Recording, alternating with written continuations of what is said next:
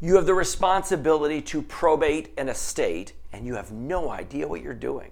Hi, I'm Darren Findling from the Probate Pro, and all day long we hear people contact our office about the responsibilities involved in administering a probate estate.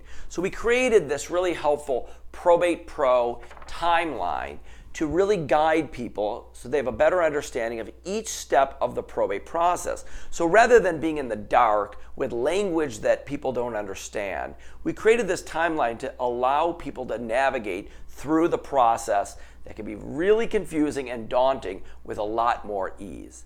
Now, of course, this timeline and this video are in no way a substitute for hiring good, competent legal counsel.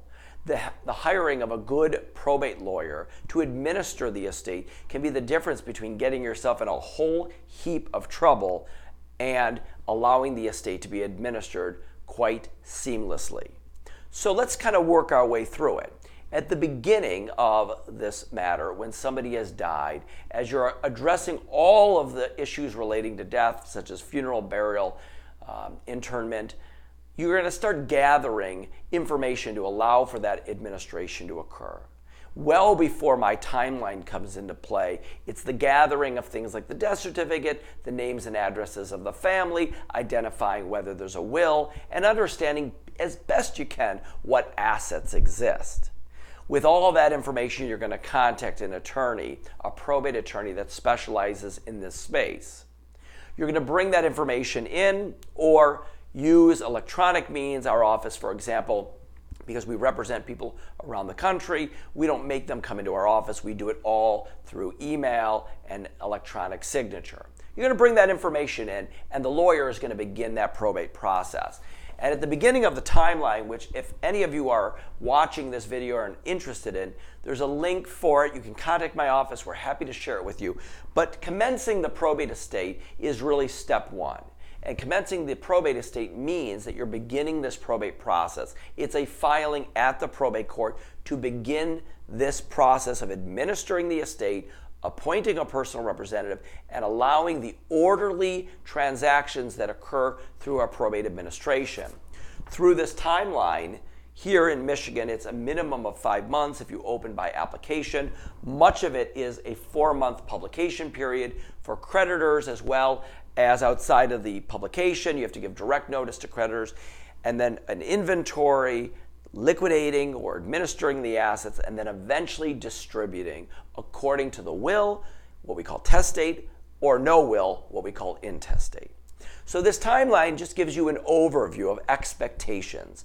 Often people feel really in the dark through this process, and they start getting bombarded with notices from their lawyers as well as notices from the court.